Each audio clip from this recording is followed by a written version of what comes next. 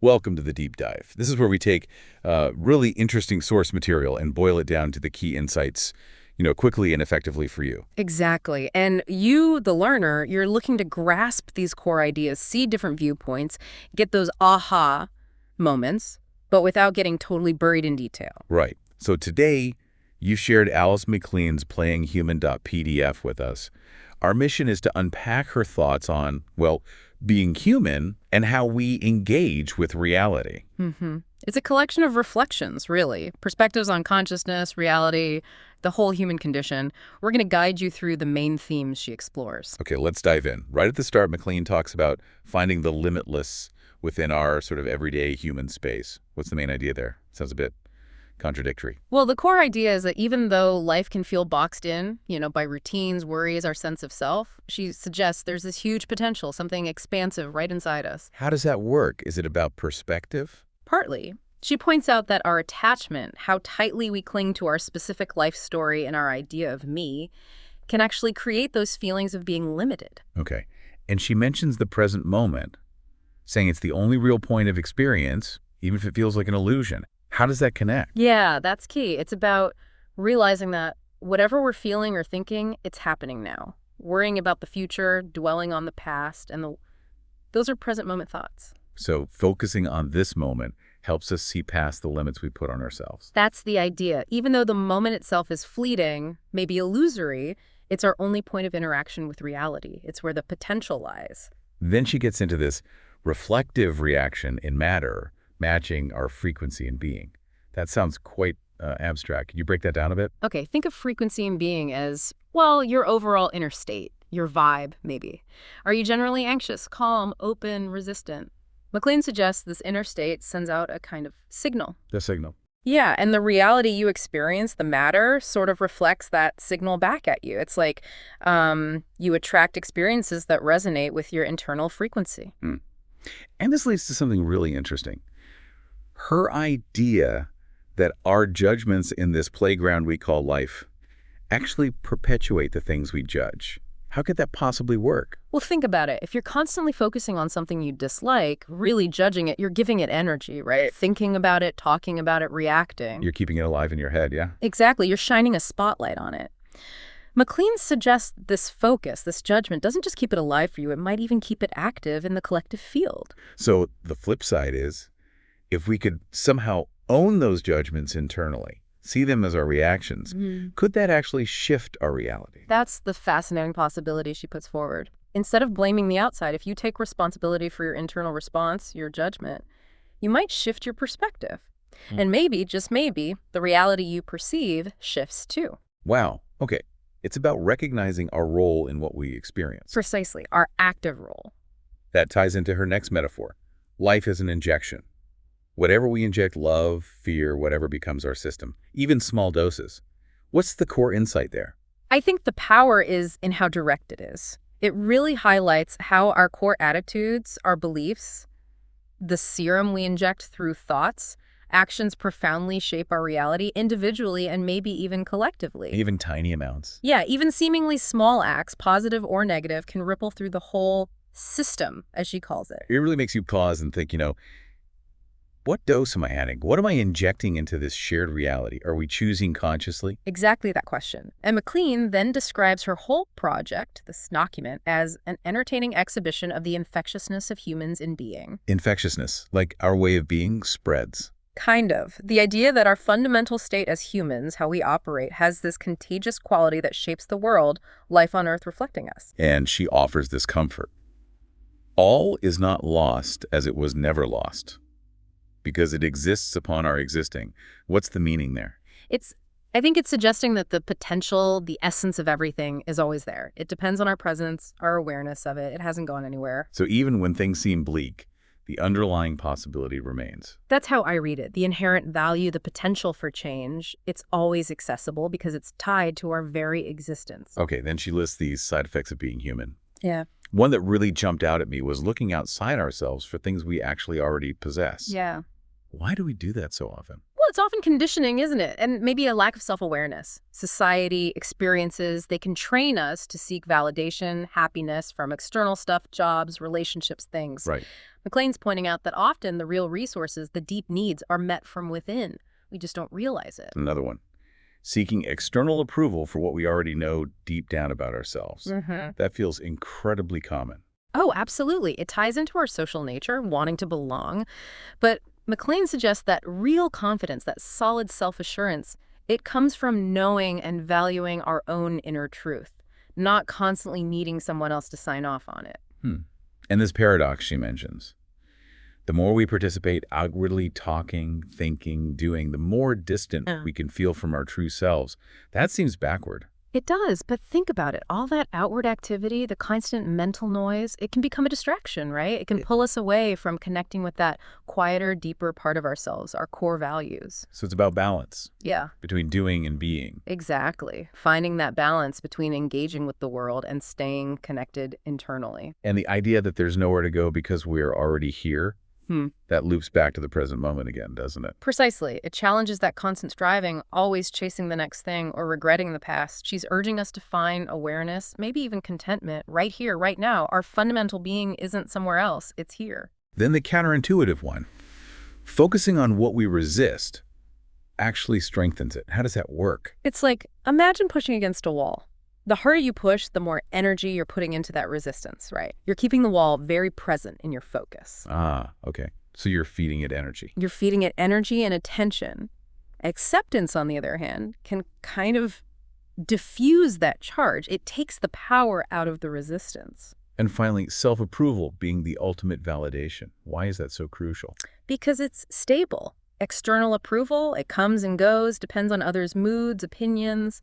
It's unreliable. But self-approval, that sense of your own worth and acceptance from within, that's constant. It's not dependent on the outside world. This all leads to her really powerful statement.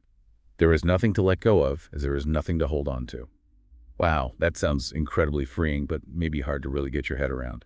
It is challenging. It suggests this radical acceptance of, well, impermanence. Everything's changing, always. So trying to grip tightly onto outcomes, ideas, identities, that's where suffering comes in. Letting go here means recognizing that flow. Okay, and out of that comes the idea of running our human system by conscious choice. What does that actually mean in practice? It's about shifting gears. Moving from reacting automatically on autopilot based on old programming to intentionally choosing our thoughts, our actions, our responses. Becoming aware of the patterns first. Yes. Noticing the ingrained habits and then consciously deciding how you want to engage rather than just being pushed around by those unconscious drives. She wraps this bit up saying, knowing there is no right or wrong, only us that make it so. That really puts the focus on our subjective experience. Absolutely. Our judgments, our interpretations, that's what labels things right or wrong. Recognizing this gives us the power, doesn't it? The power to choose different perspectives, maybe create different realities for ourselves. Okay, moving into the formula of our echo. She starts by linking self-love and love for life.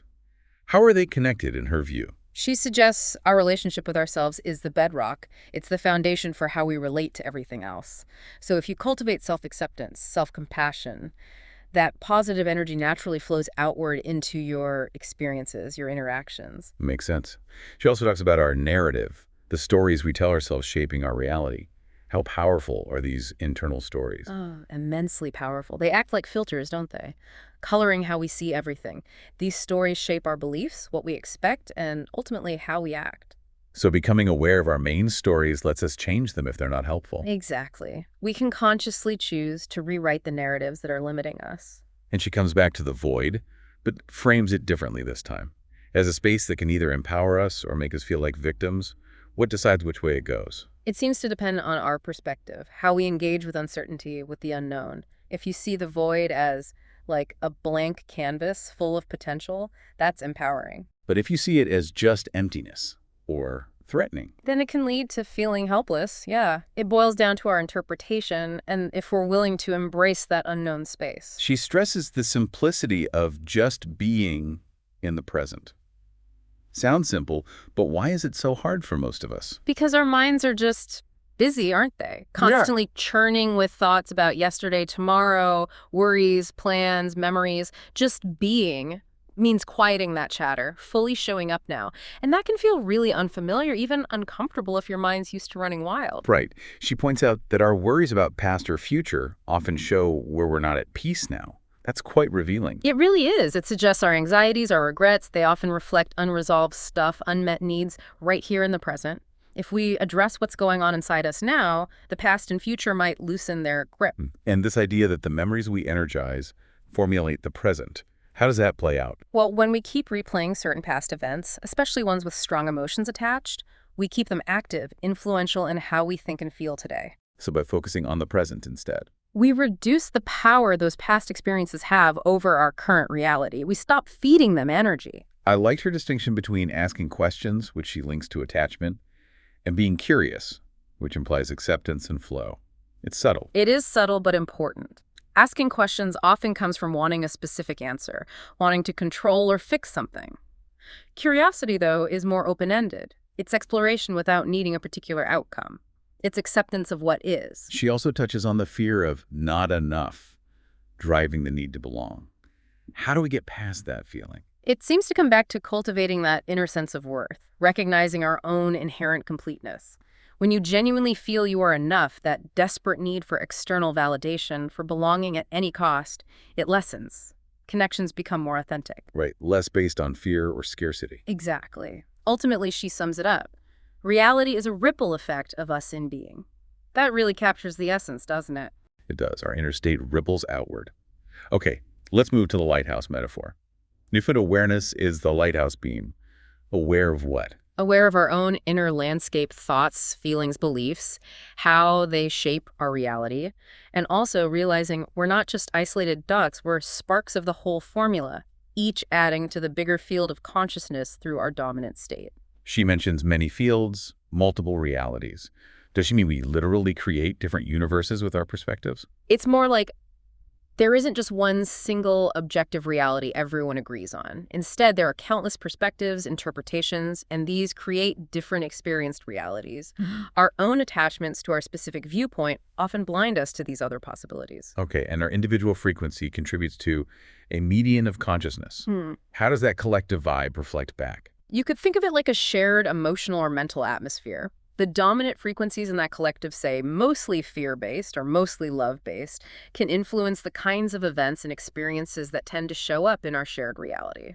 So real change starts with our own awareness, our own inner shifts, not waiting for external fixes. That puts the onus back on us. It does put responsibility on the individual, yes, but it's also incredibly empowering. By owning our inner state, our contribution, we become the agents of change in our own lives and maybe in the wider world, too. She uses this lovely analogy, understanding our programming lets us shift the orchestra's response from chaos to harmony. Yeah, it's like each of us is an instrument. By tuning our own instrument, our inner state, our consciousness, we contribute to the overall harmony of the music, which is the reality we experience together. Then she talks about the medicated mind. And you mentioned this isn't just about actual medication, right? What's the broader idea? Her point is that our ingrained thought patterns, our belief systems, they function like a kind of medication themselves. They constantly shape, maybe even distort our perception of reality. We get conditioned by our thinking. So our reality becomes medicated by that thinking. Exactly. Our habitual ways of thinking, positive or negative, create the lens that ether through. We're all, in a sense, medicated by our own thinking. Which leads to the urge to interfere.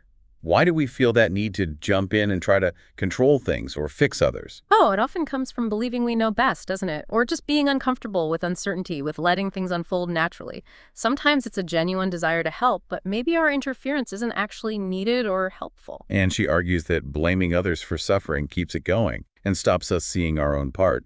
That's a hard pill to swallow. It is tough. Blame points the finger outward, right? It stops us from looking inward at how we might be contributing. Taking responsibility for our own reactions, our thoughts, gives us back the power to change things, starting with ourselves. She contrasts revenge and control with the strength of surrendering. What does surrender mean here? It's not just giving up, is it? No, not passive giving up. It's more about letting go of the need to force outcomes, trusting the process. It's accepting what is happening rather than constantly fighting against reality. And real peace isn't found through struggle, but through a consciousness awareness shift. How do we initiate that shift? It starts with self-awareness, doesn't it? Observing our thoughts, our emotions without judging them. Recognizing the patterns that cause conflict and suffering. That awareness opens the door to making conscious choices, shifting perspective. She also says our individual frequency, our vibe, can offer others a simpler way to experience life. How does that work? Well, if you embody peace, clarity, non-judgment, it's like it creates a different kind of energy field around you. It Yeah. can subtly influence the collective, offering others an example, maybe an unconscious permission slip, to find their own peace. So the key is not feeding the playground with our own inner conflict and judgment if we want peace. Makes sense, right? Our inner world shapes the outer. If we're full of inner turmoil, judgment, that's what we'll tend to see reflected back. Inner peace is the prerequisite for outer peace. And ultimately, she suggests maybe only our own self in play needs to shift. That's quite empowering. It really brings the focus back to our own agency. Instead of trying to change the whole world out there, transforming our own inner state might be the most powerful lever we have. Okay, next up. Whispers of emotion. Suppressed emotions create barriers, she says. Why is feeling our feelings so important? Because suppressed stuff doesn't just vanish. It can get stuck, become trapped energy inside us, creating blockages, influencing our thoughts, our behavior, maybe even our physical health. Acknowledging and processing allows that energy to flow. And she framed vulnerability as a strength, a natural way to heal. That goes against how many of us see it. Society often teaches us vulnerability equals weakness, yeah. But McLean suggests being open, authentic with our emotions, that takes courage. It fosters deeper connection with ourselves, with others, and it creates the space needed for healing and growth. Leading into multiple realities. She insists these exist all around us, live from wherever we happen to be standing. Exactly. Our beliefs, our experiences, they act like filters, don't they? Shaping the specific reality we perceive. So what's true for you might look different to someone else based on their unique place of play. And if we get really irritated by someone else's viewpoint, she suggests that might be a lesson about us. Often, yes. When we have a strong negative reaction, it frequently means their perspective is bumping up against one of our own deeply held beliefs or assumptions. That irritation is like a little flag, signaling something in us needs looking at. She even throws out this idea, life itself could just be nothing, and we've all made it something. Whoa, that's quite a thought. It really makes you think about how much we construct reality, doesn't it? The meanings, the values, the importance we assign to things, they're human creations. Take away our interpretations, and maybe life is just this neutral field of potential. So the advice is, let others play their way and realize we never see the whole picture from our limited spot. That encourages tolerance. Absolutely. Recognizing others have valid, different experiences fosters empathy, reduces conflict. We're all just seeing our slice of a much bigger reality. And true travel, she says, isn't just going places, but understanding and accepting contrasting beliefs. That's a cool way to think about expanding your mind. Yeah, it suggests real growth comes from engaging with ideas that challenge us, not just collecting more views similar to our own. That's how we stretch our understanding. She ends this bit with a little poke at the educated guru, who knows theories, but maybe not the actual game of life. Lived experience matters. Exactly. Book smarts are one thing, but navigating the complexities of life, emotions, relationships, uncertainty requires embodied wisdom, too. It's more than just knowing stuff. In Driver's Seat, she uses the analogy of learning to drive for consciousness shift, moving from conscious effort, manual, to automatic. What's the key point? It shows how new awareness gets integrated. At first, shifting how you think or react takes deliberate effort, like learning the clutch. But with practice, those new ways become more automatic, part of your subconscious programming. And presence is crucial for that, being in the moment to adapt. Just like learning to drive, you need to be present to notice the old patterns and make those conscious shifts in real time.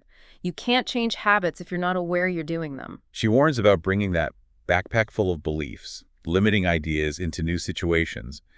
How do we leave the backpack behind? It starts with awareness again, noticing our assumptions, questioning if they're actually true or helpful. Before stepping into something new, we can try to consciously set aside those limiting beliefs, approach it with fresh eyes. Then feelings are explored as a playground. What's the idea behind that? It suggests our feelings, emotional, physical, mental, aren't just things that happen to us, but a dynamic space we can explore and experience. Like a playground has swings and slides, our inner world has this range of sensations and expressions. She talks about the tension between suppressing feelings versus vulnerability and expressing them. a constant tightrope walk. It really is. Suppression leads to stagnation, maybe inner conflict. Vulnerability, though uncomfortable sometimes, allows for flow, release. Finding a healthy path means acknowledging feelings without judging or clinging too tightly. In structured environments, like work or school, can sometimes make us filter our feelings, disconnect us. Yeah, the rules, the expectations, the norms. Sometimes they prioritize fitting in over being authentic.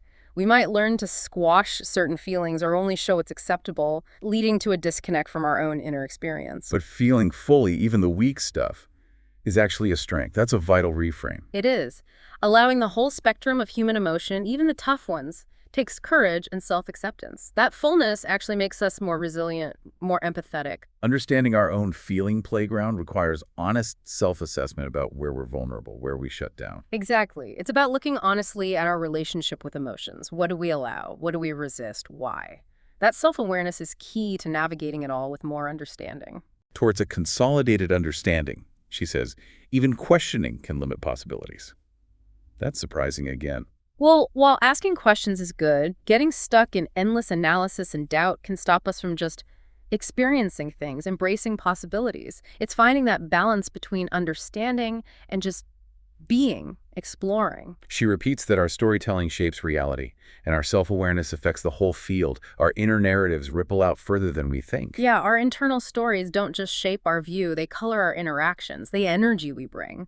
How aware we are of our own narrative can either empower or limit us and others. And she advocates for curiosity about the game of life, not rigid competition, shifting from winning to learning. Yes, it encourages exploration, discovery, seeing challenges as learning opportunities, not ego threats. That playful curiosity makes the journey more fulfilling. She suggests how we think we feel might be programmed, disconnected from the actual feeling. Yeah. That's a bit disorienting.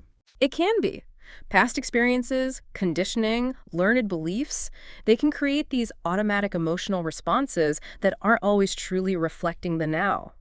Becoming aware lets us reconnect with what's genuinely arising. The power is in letting feelings flow, even uncomfortable ones, not fighting them, riding the wave. Exactly. Fighting emotions often just makes them stronger. Allowing them to move through us without getting attached or judgmental leads to more emotional freedom. In Filters and Perspectives, filters are playgrounds to be experienced. So our biases are just part of the human game. Yes, our filters, shaped by history, beliefs, values, are the lenses we see through. Calling them playgrounds suggests we can explore them, understand how they shape our experience, rather than just being blindly led by them. Recognizing them is key to understanding our internal program, our automatic responses. Self-awareness again. Absolutely crucial. Identify the filters, gain insight into the ingrained patterns, and then consciously choose if they're actually serving you. Using filters just to fit in, she says, separates us from our organic, direct link to the whole field. Authenticity deepens connection. Right. Trying to be someone else, conforming, creates this sense of separation. Embracing our unique self fosters a more genuine connection, both inward and outward. Awareness lets us catch and rewire the program. We're not stuck. Consciousness gives us that ability to observe and then intentionally choose new responses. It takes practice, but it offers huge potential for growth. Our viewing platform, our usual way of looking at things, shapes our reality. We stick to what's familiar. Our habitual perceptions create a familiar reality, often self-reinforcing.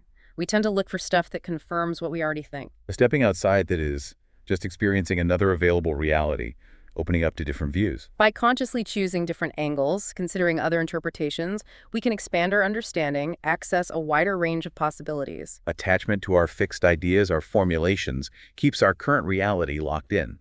Rigidity holds us back. Resisting change in our beliefs keeps us stuck. Letting go of that rigid thinking allows for growth, for new possibilities to emerge. But presence lets us enter new, entertaining reality playgrounds.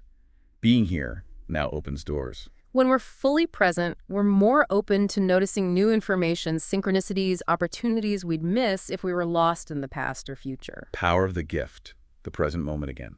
Thoughts and beliefs are also playgrounds. Yes, they're not fixed truths etched in stone. They're dynamic spaces we can play in, experiment with, create from. That gives us agency over our inner world. Our dominant thought shapes reality. focus manifests. Our consistent mental focus channels our energy, influencing perceptions, actions, and the experiences we tend to draw towards us. Autopilot hinders that power. Unconscious habits limit choice. Operating on autopilot means we're less aware of the choices available moment to moment. We just repeat the old patterns, even if they don't work anymore. Blaming keeps us victims. Presence offers awareness and choice. Responsibility empowers. Blame puts the power outside us. Presence brings it back, allowing us to respond consciously rather than just react. Awareness enables choice. Choice shapes reality, making the present moment a true gift. We have agency. The present is where the power is. It's the only place we can make the conscious choices that create our future reality. The drain symbolizes vulnerability, acceptance, adaptation, appreciation, letting life flow. Yes, like a drain accepts whatever flows into it, vulnerability allows us to process experiences without resistance. That fosters adaptation, appreciation for the flow. The simple swimming metaphor, we're all in the same ocean. Shared humanity. Exactly. Despite differences, we're all navigating the same fundamental human condition, facing similar core challenges and joys. Contribution stresses our interpretation, shapes our reality and role. We're active players. Our understanding dictates how we show up. We're not just watching the game, we're creating our experience of it. We're often unaware of our deep effect on the whole game, the interconnectedness. Our individual thoughts, feelings, actions ripple out, influencing the collective field, the unfolding events, often unconsciously. During chaos, offered playgrounds, solutions, narratives, or recommendations, not laws. We still choose how we play. Especially when things feel uncertain, it's vital to remember our agency. We don't have to blindly follow fear or external pressures. We choose our response. She mentions 95% of humanity lives subconsciously. That's quite a figure. It highlights how much runs on autopilot and the immense potential for conscious awareness to transform things individually and collectively. Friendship as an inner reflection. Our relationships mirror our relationship with ourselves. The quality of our connections often reflects our own level of self-acceptance and compassion. Relationships act like mirrors, showing us ourselves. All is us. Simplicity in seeing ourselves in everything fosters empathy. Recognizing that interconnectedness, seeing ourselves in others, dissolves separation and builds understanding. Framing moments. Our viewing platform limits perspective. We see only part of the picture. Our ingrained beliefs act like frames, defining what we even notice, limiting our awareness of other possibilities outside that frame. Our contribution stretches the field, requires letting go of rigid ideas. Growth means expanding. By challenging assumptions, being open to new ways of thinking, we evolve our own consciousness and contribute to the collective's evolution. Psychological warfare, our inner shadow reflected externally. Collective conflicts mirror inner states. The turmoil we see out there can often be seen as projections of our own unacknowledged fears, judgments, unresolved inner stuff. Attachments imprison us in beliefs. Letting go brings freedom. Clinging tightly to our views, resisting others, creates conflict. Detachment allows for flexibility, peace. Philosophical entertainer explores the illusion of self. We observe ourselves through many roles. Our sense of me isn't fixed, it's fluid, multifaceted. We experience ourselves through different perspectives. The miracle is simply to be at all. Just existing is profound. Amidst all the complexity, she brings it back to the simple, stunning fact of existence itself. Peace comes from seeing chaos, peace, and self as illusions. A deeper acceptance. Understanding the impermanent, constructed nature of perception allows for an inner peace not dependent on external conditions. In between, the space of all potential realities. Pure possibility. This in-between represents the infinite possibilities beyond our current limited view. Transmigration reality grasped through illusions via thought attachment. Our thoughts filter reality. Our reliance on interpretation can create a separation from a more direct, unfiltered experience. The advice: be free of attachment, just play. Life as exploration. Letting go of the need to control and define allows us to embrace the playful, unpredictable flow. Exhaustion reveals lack of inner peace, our attachments, a signal to look inward. Chronic exhaustion can indicate resistance to life's flow or clinging to draining ways of being. Consumed, being stuck in one reality limits freedom. Openness is key. Clinging to one viewpoint blinds us to other possibilities, limiting our ability to adapt. Sweet perfume, our essence impacts everything. Our being influences far and wide. Our fundamental energy, our presence, leaves an imprint through thoughts, words, actions. Embrace the dance, finding harmony within chaos. Life's a dynamic interplay. Not eliminating chaos, but finding balance and rhythm within the inherent uncertainty. Fields in play, natural v pharmaceutical, as subsets influenced by thought attachment. Beliefs shape experience here too. Our perspectives influence how we perceive and interact with different health approaches. Ticking boxes, doing things without love leads to limitation. Intention matters. Actions driven by obligation feel draining, disconnect us. Passion and care energize. Choices. The hand holding multiple realities is a matrix powered by thinking. Thought creates experience. Our minds create and inhabit different realities through our beliefs and focus. Exhausting the myth of humans in story, we're intricate essences playing in a field. Complex beings in shared reality. Despite apparent separation, we're interconnected, co-creating the human story. It just is. Whether illusion or reality, it just is. Acceptance of the now. Regardless of reality's ultimate nature, our immediate experience is what we work with. Acceptance brings peace. Coffee as a reflection of self.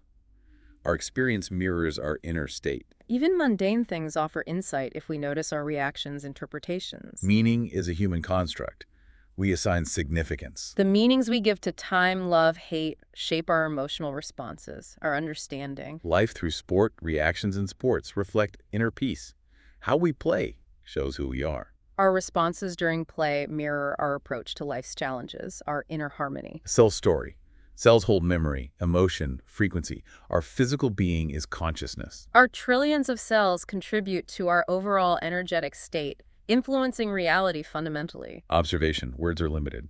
Deeper understanding lies beyond language. True comprehension involves intuition, empathy, connection beyond just literal meaning. Attachment, our being, enforces reality. Conditioning runs the program. Ingrained patterns are powerful. Our beliefs and emotions create a strong, energetic imprint shaping perceived reality. Discover. True seeing is beyond expectations. Openness leads to genuine insight. Approaching life with wonder, releasing preconceptions, allows us to see freshly. We are that in which we influence matter. Our present being is the most important space. Now has the biggest impact. Our energetic presence now influences our own experience in the wider field. Self is a mirror of the world.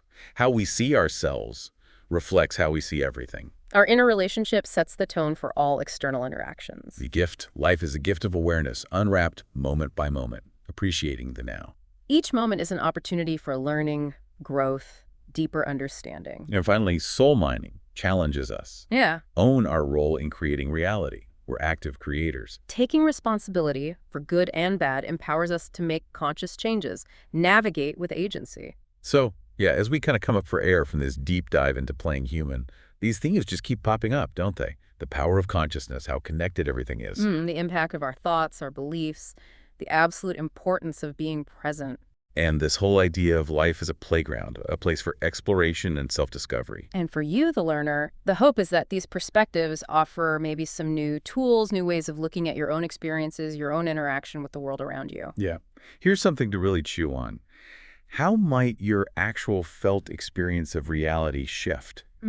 If you truly embrace the idea that everything out there is just a reflection of your inner state, and every single moment is just an experience to be explored, maybe with curiosity instead of constant judgment. Thank you for joining us for this exploration. We definitely encourage you to maybe revisit Alison McLean's playinghuman.pdf yourself and just keep exploring this whole fascinating thing we call the human experience.